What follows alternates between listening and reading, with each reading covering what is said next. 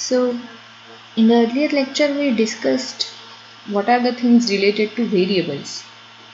So, we discussed different types of variables: discrete, continuous, categorical, etc. And then we also discussed what is the difference between a response variable and a predictor or a regressor variable. We also discussed that our problem can be divided into two types: either they are prediction related problems or inference related problems. Another criterion can be to divide them as classification problems or regression problems. Okay, so today we'll be moving one step ahead and we'll be discussing what is meant by a model and what do we try to do when we say we are modeling something. Okay, so generally we have some random phenomenon occurring in front of us and we try to fit it in the form of some rules. So that becomes a model. Okay, many a times things are completely unknown and random to us. For example, observing a game of chess which is being played by someone else, you don't know anything about chess. Okay, so what are the things you observe? You observe that okay, there is some 8 by 8 kind of square board and there are some different looking um, things put on that board, and you then start observing that okay, those things behave in a peculiar manner. For example, bishop goes in a peculiar manner, rook goes in a peculiar manner, and so on. So you go on observing it, and as you go on observing it, your knowledge about the rules of chess goes on increasing. But let us assume that in that particular game, the game was very small, the game, the checkmate thing happened very fast, and bishop didn't move at all. If bishop didn't move at all during that game, you would never know anything about movement of bishop. You could probably conclude that bishop never moves. Okay, because your understanding is based on whatever is being observed. Okay, so your understanding is limited by that constraint that whatever is being observed, from that only you can conclude something. There may be some parts which you are yet to observe, and hence your conclusions may not apply to that part. Still, something is better than nothing. So after a game of chess, even if it's a very small game, you would definitely have slightly better understanding about that game than you would have before observing the game. This is exactly what we try to do. So the data that we have is going to be the game of chess that we observe, and the model that we form is going to be the rules. Okay. So our rules would be our model would be completely based on observed data. It may not work well for the unobserved part of the data. Okay, but we try to take some cares and we try to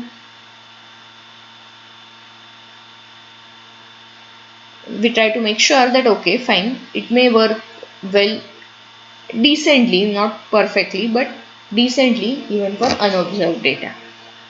Okay, so for the time being, let us assume a simple scenario where I have one regressor or predictor variable which is x. Generally, the predictor variable is also known as independent variable. Why? Because it is observed independently, and the response variable would be called as dependent variable because it is depending on this predictor variable. Okay, so this is actually my predictor variable. You can call it regressor variable also, but because you have studied regression last time, as soon as I say regressor, you would restrict yourself to regression problem and you would forget about classification problem, and I don't want that to happen. So I would try to stick to predictor, and this is response. So in case of classification, it would be categorical. In case of regression, it would be continuous response. So what we try to do is we try to model this y. So we try to predict y or model y for inference purposes in the form of some function of f. Okay, this is the basic idea. We try to model y as some function of x, but of course we cannot model perfectly, hence some error remains. Okay. Now, when I say error, the error that I am writing here is actually the error which I can't avoid. So in an ideal scenario, I can give a perfect model for y, but even with the perfect model, some error can remain, which is error due to unassignable causes.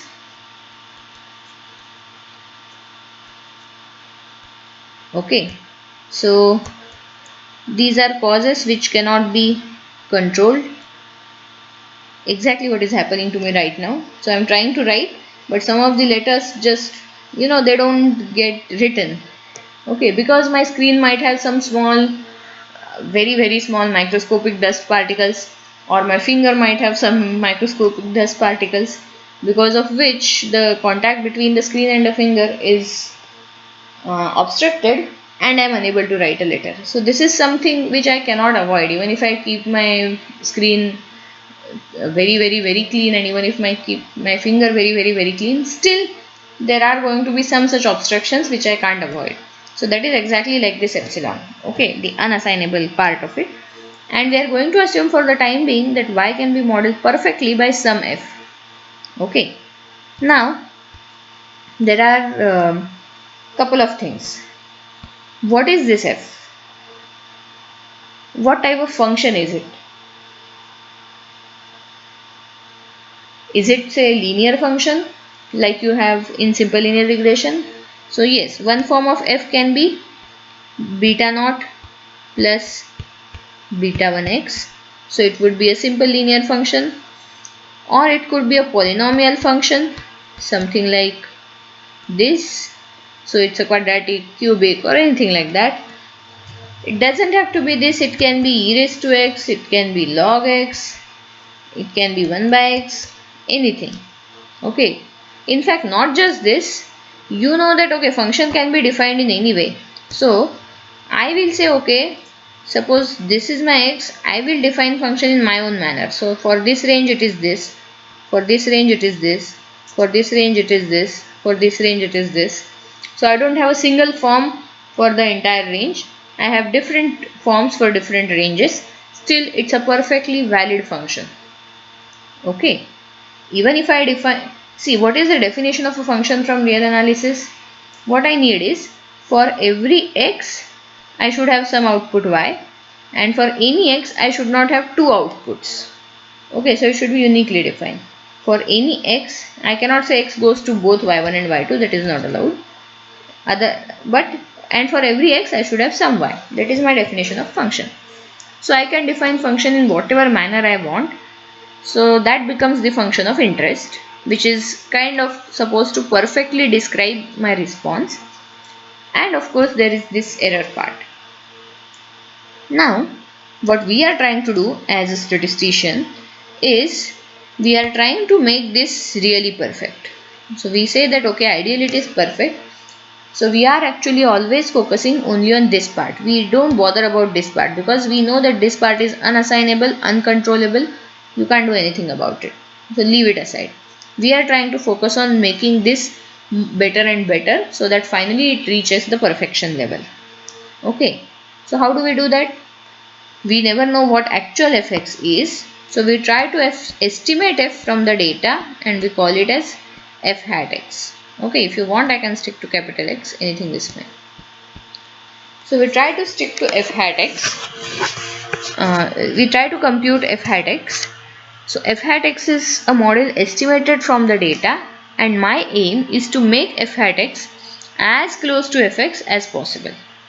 Okay, so why do we do that? So let me try to write slightly more formally. So we are going to define the predicted value y hat, or the fitted value, you can call it either predicted or fitted, as f hat x. Okay, we are going to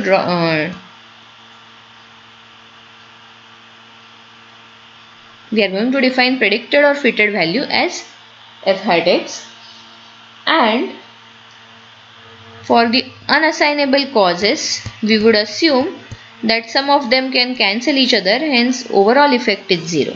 expected effect is 0, because some errors would be causing say increase in the predicted value, some errors would be causing decrease in the predicted value.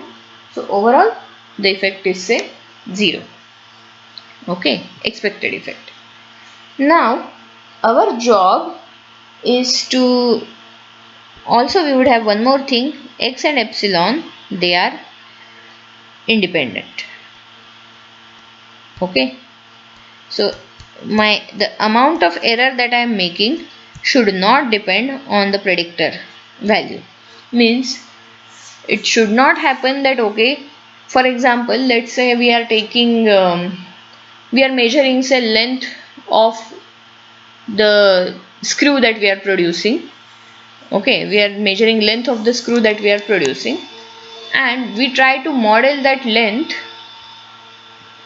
as, suppose we try to model that length of the screw as a function of the serial number of the screw. So for the first screw the length was this much, for the second screw the length was this much, and so on.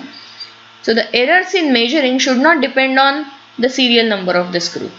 Okay, errors in measuring should not depend on the serial number of the screw at all, because the thing is, if my error is a function of x, then I know something more about the error if I know x, right? Let me repeat what I am saying.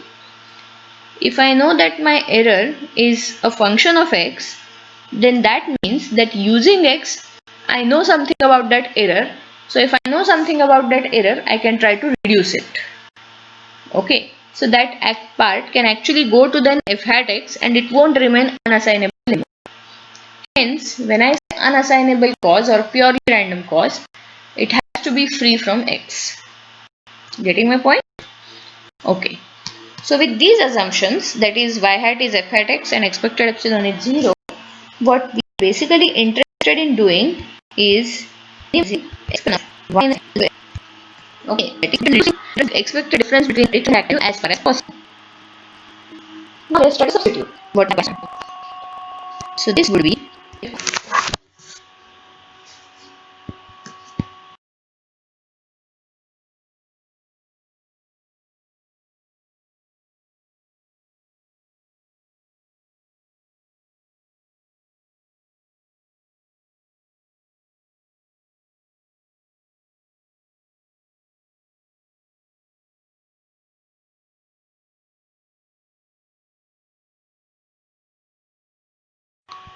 now y we know is fx plus epsilon, y hat is y hat, y hat is actually f hat we know.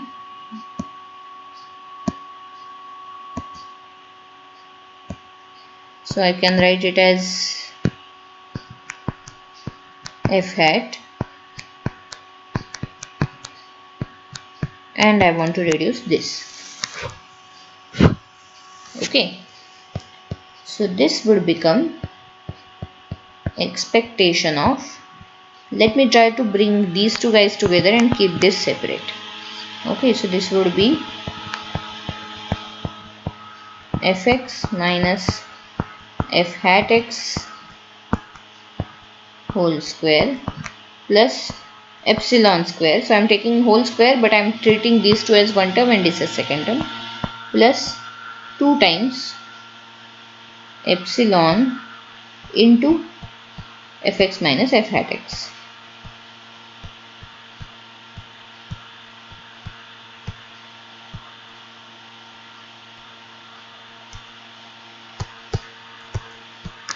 Okay.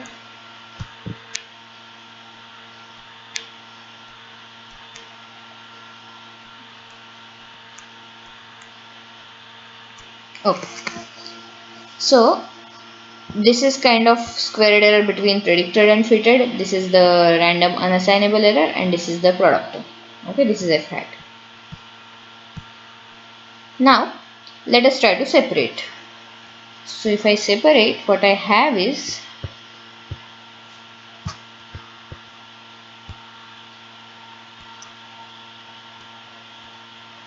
expectation of fx minus f hat x whole square plus expectation of epsilon square plus 2 times expectation of epsilon into fx minus epsilon into f hat x. Okay, I am just taking the product. Now, if I go further, what I have is, I can't do anything about the first two terms right now, so let me keep those as it is. Can I do something about this term? So expectation of epsilon into fx is my first term. Now we know that fx is the perfect model, so everything is known about that. It's not random. Okay, it's not data based. So its expectation is itself, it is constant. So what I would have is fx into expected epsilon. Okay, so this part would become fx into expected epsilon, where, and in this part epsilon and f hat x both are random, but we know that epsilon is free from x. So if epsilon is independent of x. If you have learnt in probability theory, if epsilon is independent of x, then epsilon is independent of f hat x also, because anyway we are taking Borel measurable functions. So this would be expectation of epsilon into expectation of f hat x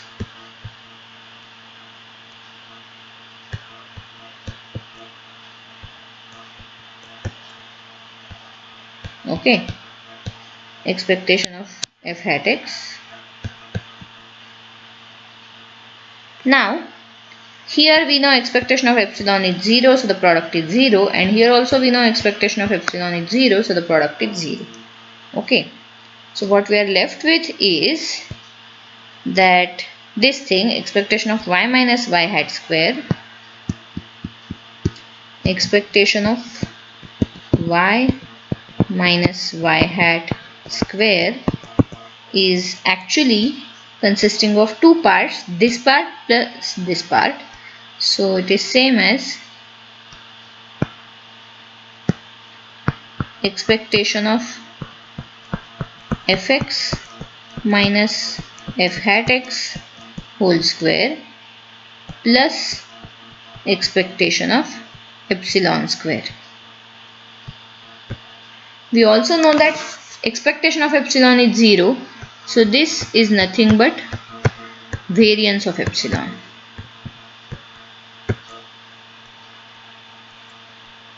Okay, for second term is nothing but variance of epsilon.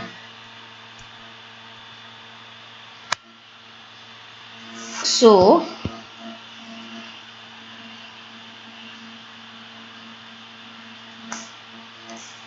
expectation of fx minus f hat x whole square, this part is basically deviation of the fitted model from the actual perfect model, expected squared deviation of the fitted model from the actual perfect model. Okay, so this is known as reducible error. Okay, because it is deviation of the fitted model from the perfect model. So you can keep on trying to make your model better and better. So you can keep on trying to reduce this error. So this is known as reducible error, whereas this is completely random thing which you cannot control, and hence this is known as irreducible error. Okay, so basically the total expected square deviation, this is kind of like total error that has been divided into two parts, reducible error and irreducible error. All the algorithms that we will be studying, try to focus obviously only on this part, because second part is anyway not in our control. So we will try to perfect, or we will try to improve our f hat in such a manner so that we finally reach very close to fx. Okay, ideally we reach exactly fx. Okay, so all the algorithms try to reduce this. Okay, so the total error we are dividing into two parts, reducible error and irreducible error, and every model or every algorithm that we use is going to try decreasing the reducible error. We won't touch the reducible error part at all. Okay. Now, how do we do that? How do we try to reduce the reducible error? So as I said, the only thing that we try to do is improve f at x. Improve f at x in such a manner that it should go as close to fx as possible. Of course, our efforts are limited by the availability of data. So our model can be as good as the data underlying it. Okay. But in general, for that, for computing f at x, there are two major classes of models. So one class is known as parametric models and the other class is known as non-parametric models.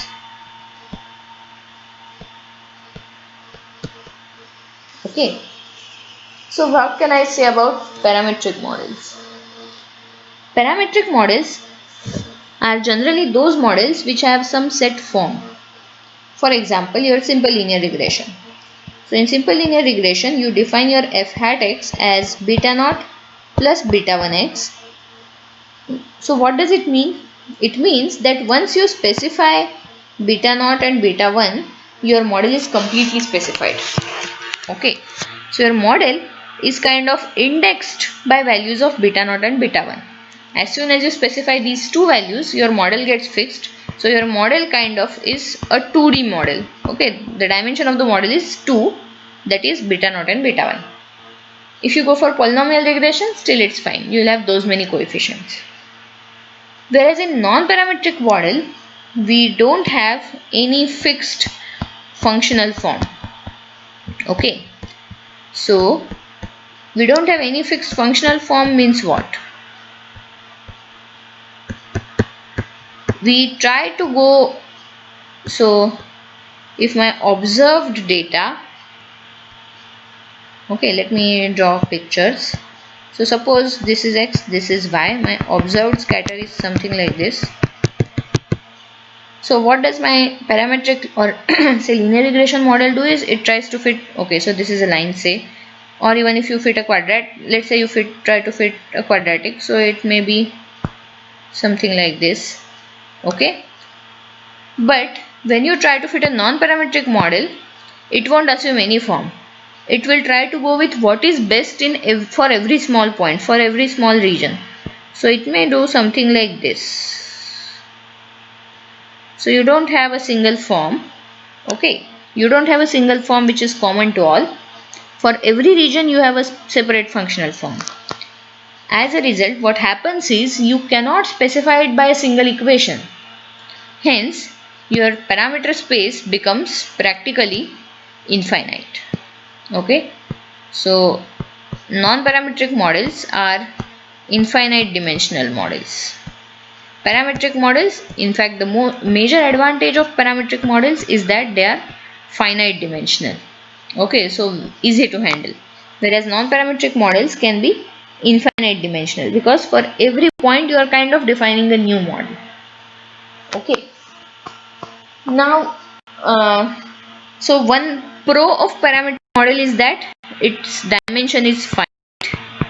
So handling things such as estimation is easier. Here, because you have infinite dimension, to get a good model, you need to have a really big data set. Okay, whereas here, even with a moderately sized data set, you can get pretty good results. Okay.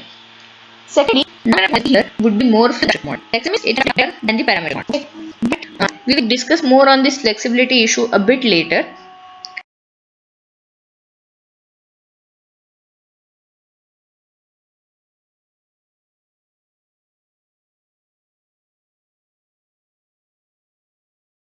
Before that, one more point.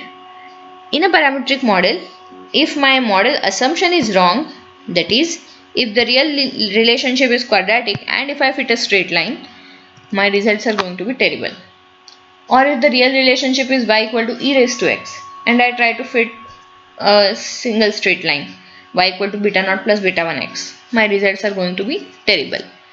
That risk is not there in the non-parametric model. It's completely data driven. We are not making any assumptions about the format of the relationship between the variables x and y. As a result, the assumptions going wrong, that error is less in the non-parametric model because the assumptions are very less. So I gave you an example of parametric setup, that is your regression. Any example of non-parametric estimation that you have done? Okay, some of you might have guessed it right. In BSc you have learnt empirical CDF. So empirical CDF is an example of non-parametric estimation because you don't assume any form. You go completely by what your data tells you. You don't say, okay, my CDF is going to be in the family of say normal CDF and I'll just estimate mu and sigma. That would become your parametric estimation. But when you come to an empirical CDF, you simply go by you simply go on approximating things by the step function, and sizes of the step and the locations of the steps are purely determined by your data. You don't assume any functional form. Okay. So ECDF is an example of non-parametric estimation, just like regression is an example of parametric estimation. Okay. Okay. Now, so we have discussed some pros and cons of parametric and non-parametric model.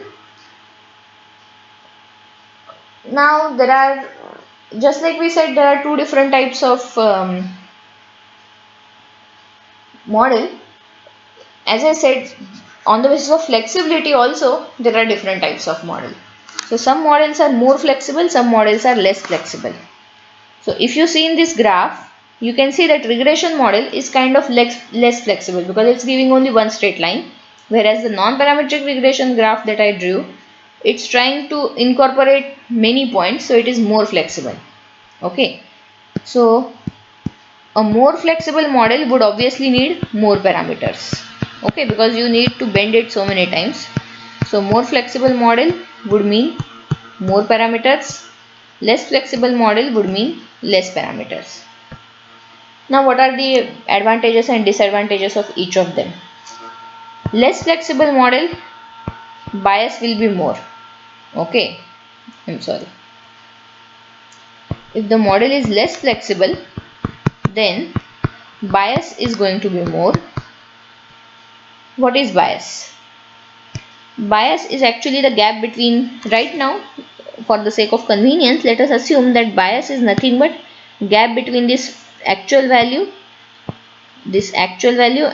okay, let me try something else. Okay, yeah, actual value and fitted value. So fitted value is here, actual value is here. Here also actual value is here, fitted value is here. So this gap is bias. So you can see for the regression line the gaps are quite big. Okay. Whereas for the non-parametric thing, the curve is going to try to go as close as possible to the actual point. Okay. So in less flexible means more bias,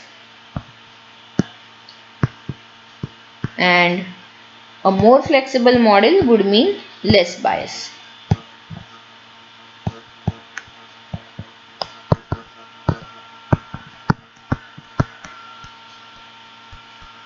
Okay. What about variance? What do I mean by variance?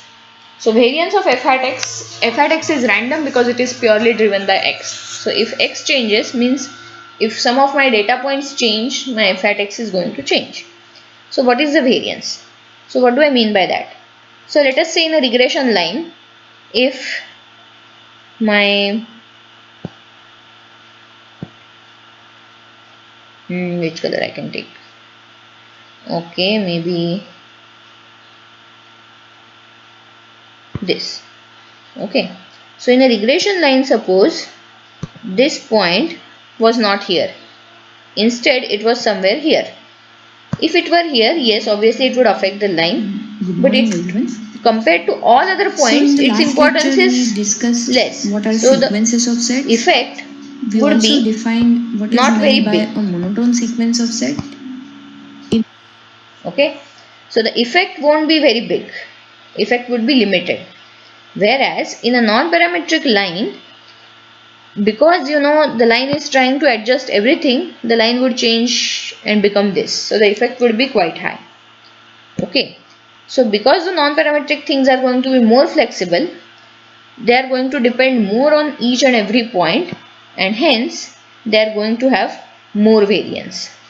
So more flexible line would be less bias plus more variance, whereas less flexible line like regression, bias would be more, but one change in 1 or 2 points won't affect the model much, hence it would be less variance. Ideally, you might have seen in the inference course, we want to reduce both bias as well as variance, but life is always like this. If you try to increase one, the other one decreases. If you try to decrease one, the other one increases. So, we have to try and find an optimal point where bias and variance both are at the moderate level. Okay. So, basically, let me try to summarize what I am saying via a graph. So, suppose this is flexibility on x-axis. So, as flexibility increases, what happens to bias? Bias goes on decreasing. Okay, this is a bias curve. So, as flexibility increases, bias goes on decreasing and the variance goes on increasing. Okay, so we have to find something like this where bias and variance both are at a decent level. Okay, so we have to stop at some moderate flexibility level where bias and variance both are at a moderate level, at a controllable level. Okay, so this is important. We are going to use this concept many times. So you should always remember that a highly flexible model need not be good. Similarly, a a model with very less flexibility need not also be good. Now there are some other things associated with flexibility. So a less flexible model is generally easy to interpret. For example, regression. You can directly give a relationship between x and y. So you can say that okay, if x increases by 1 unit, y is expected to increase by beta 1 units. So you can clearly give interpretations. Whereas in such a complicated curve which we have drawn for non-parametric, I cannot easily describe the relationship between x, y, because for every region the relationship is different. So as a result, I can add a third thing to my graph, that is the what we call interpretability. Interpretability is generally high for a less flexible model. So interpretability also goes on decreasing as you increase flexibility. Okay. Okay, you know the spelling, right? Interpretability. So interpretability goes on decreasing as flexibility goes on increasing. And there is one more thing. See, here when I say that okay, I am fitting a more flexible model, I am trying to adjust each and every point. But when a new point comes and I want to predict for that new point, my model may not do a good job because I don't know what happens in this region. Whereas for a linear regression setup, I know what happens even if I want to extrapolate. And here, of course, in between, of course, I know very well what happens. Whereas for a non-parametric model, there are so many twists and turns that even for an in-between point, I am not sure if whatever I have done is correct, because I may have to change my model, something like this. So what I am trying to say is, your more flexible model might actually be overfitting the given data, and hence it may do terrible in predicting. Okay. More flexible model will try to cater to the need of each and every point, and hence in the long run prediction error might increase. Whereas in a less flexible model, you might have decent prediction for every one of them. Not a very great prediction, but a decent prediction. Okay. So what I have is the prediction error might increase with flexibility. Okay, so the prediction error might increase with flexibility. Okay, this is also important. Prediction error means when you are trying to predict on a new data, completely new data. Why? Because there might be overfitting. Overfitting might be the reason for prediction error.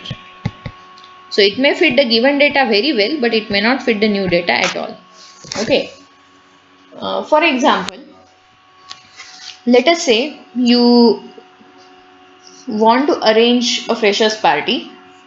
Of course, probably you are not going to do that this time because of this COVID and stuff. We may probably have online freshers, but if you actually had to organize, say, a physical freshers party here in the department and you want to decide on the menu, so there are different options. One is, okay, you get a list. So you ask every person what is the thing that you like. Okay, every person in your junior batch, you ask them to fill out a form where you ask them what is your favorite dish. You have not given them any choice. You are just asking them an open-ended question. So there is a good chance that everyone comes up with a different dish. And let us say you are very generous and you try to arrange that dish for everyone. Okay, I mean everyone's choice of dish. So some people have said, say, pani puri, some people have said pav bhaji, some people have said bhel and something like that. So you have arranged for each and everyone's need. So you have fixed number of pani puris, fixed number of pav bhajis, in fact need not be repeated. You might have, so for example, if you have 50 people, you might have 50 dishes. Okay, and now there is one person who got admission late and hence that person wasn't there when you got the form filled. That person enters now and you may not have a dish for him or her because your model is catering too much to the individual needs. Okay, in fact, even if you have some extra dishes, that may not be that person's favorite because you don't know which extra dishes to keep. Is that person from pav bhaji category or pani puri category or bhel category or something completely different? You don't know. Whereas instead of that, if you give, say, four options, only four options, and if you ask people to choose from those four, the chances of the new person also getting a dish of his or her choice are slightly increasing because now it's not collection of 50 random dishes, it's collection of four dishes. So it may not be the most favorite dish that everyone gets, it may not be their own most favorite dish, they'll get a decent choice. Okay, and a new person will also get a decent choice. It won't happen that a new person would say, okay, I like something completely different from these 50 dishes and now you don't have that for me. Okay, so if you increase flexibility, it's kind of overfitting. So sometimes prediction error is going to increase. Sometimes means actually it's most of the times it increases. Hence, we have to find an optimal point. Okay. So while doing all these problems, last time we discussed there are two types of problems, classification and regression. Also we discussed there are two types of problems, inference and estimation. But there is one more way in which I can classify the problems, supervised learning problems and unsupervised learning problems. So supervised learning problems are those in which the response variable is used while fitting the model. Okay. And unsupervised are those where this doesn't happen. For example, in regression, your beta hats do depend on your y, so it becomes a supervised model. Whereas in clustering, you don't know the classes at all. There is no response class, so it becomes unsupervised model. In fact, even when you used PCA for classification, it becomes unsupervised because while computing the PCs, while computing the principal components, I don't use the information about the classes. I use the information about the classes at a later point just to color the graphs, means just to see if the groups that I have already obtained are they corresponding to the classes which were in the data. Okay, but while computing PCs, we don't use class-wise information. We compute one single equation for principal component using entire data, using data from all classes. So PC also is unsupervised, clustering is unsupervised, regression is supervised. Okay, both simple linear, logistic, multiple linear, everything is supervised. We are going to have more techniques from both supervised as well as unsupervised. Okay, so I think let me stop here. Thank you.